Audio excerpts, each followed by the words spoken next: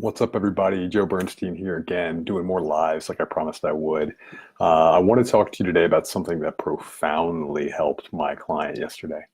We were doing our first official session, and I do an onboarding. And when I work with clients, I often have clients who are successful in some part of life. They're academically successful, they're professionally successful, often is the case, and they've identified a lot with that. So certain things in their life have been unsuccessful. They've had challenges with relationships. They've had challenges with their personal health. And so it's time to transfer some of the mindset that's helped them become successful in their professional life or their academic life or in community service sometimes to these other parts of their life that make meaning, our health and our love lives and our relationships. What's up, Lewis? So I get really accustomed to doing the things that I do with my clients and I forget how powerful they are. What's up, George? It's a long time no see. So yesterday I had a first session with a new client and he's in the middle of a separation. He's trying to figure out what he wants to do about his marriage. He's also feeling very stagnant in his career, even though he makes six figures and he's comfortable. He wants to be a better man for himself, for whatever partner he's with in the future, whether it's his wife or someone in the future if they get divorced, and for his three daughters. And so after being a student for many years, he came to me for help. So we got started, and on my onboarding sessions, I'm going over mindset shifts that we're going to be making. I'm going over what I call mindset primers so that people can have more success in the work we do and in their love life, their relationship life, their health, their careers. So the three that I focus on are simple: consumer to creator, student to scientist, acorn to oak. So they sound something like this, right? The consumer is someone who's always consuming content and creation from others.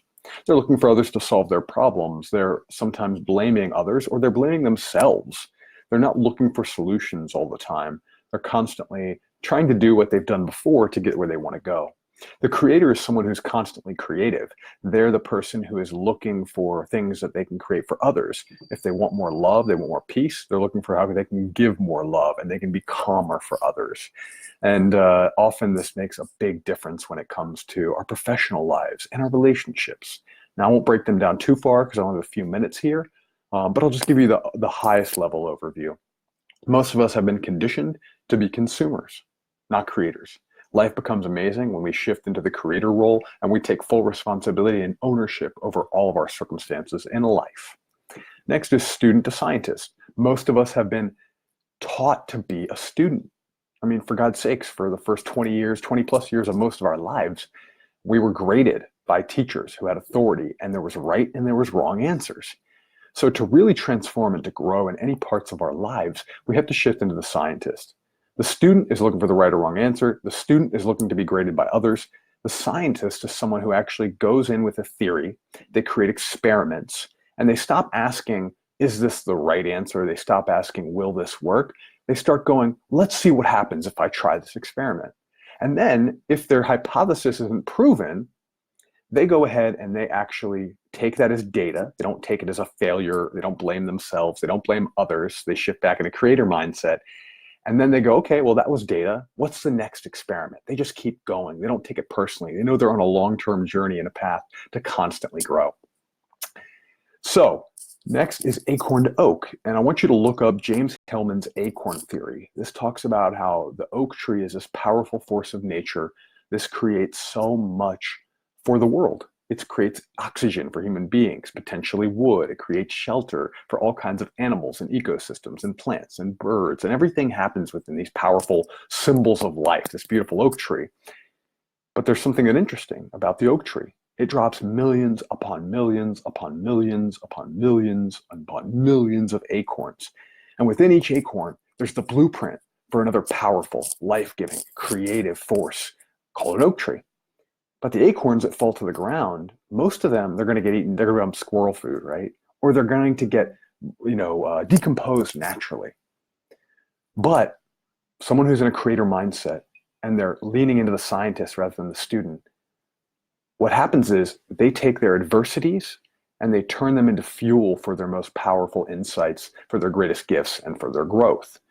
Because just like an oak tree, the acorns that become oak trees are the ones that get blown away. They get rained on. Maybe they get buried, and they have to be under the dirt and the soil and the muck to actually be fertilized and to germinate, or else they'll never become an oak tree. So I challenge my clients to look at whatever problem they're coming to me with as an opportunity, as the option for them to take in as fuel to become the best version of themselves. And then we go back and often look at all the adversities and challenges, what they might call failures or flops or problems from the past. And we look how all of them actually make us stronger and more powerful and help turn us into the yoke. So that's what I got for you today. I got to run to this really cool lunch, this customer appreciation lunch of a peer that's in a mastermind for business owners with me. She's awesome. I can't wait to see her and meet a lot of her employees and her clients, etc. So Lewis, you asked, what do you do if your creator is blocked? Well, that really depends on each person and each individual. Frankly, what I do is I look at, we start with language, right? We start with values. So I challenge my clients and myself to take creator language.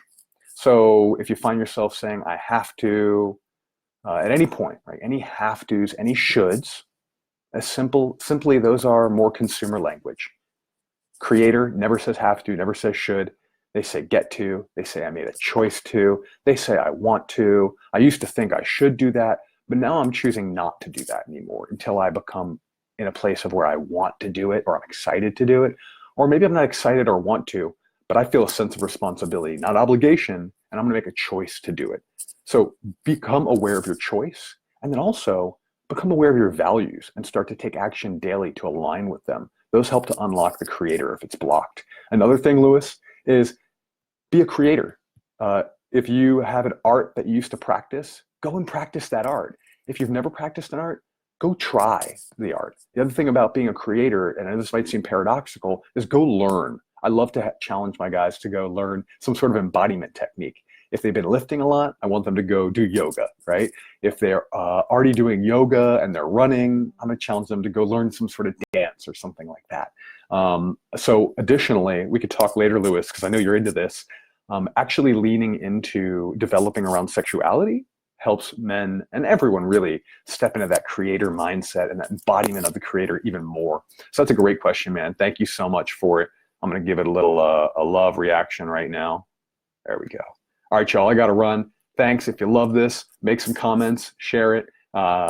Maybe if you think I'm full of shit, go ahead and post something as well too to tell me that. I love being challenged because my creator loves that. And I'm an Enneagram 7, so I love being challenged. All right, y'all, peace.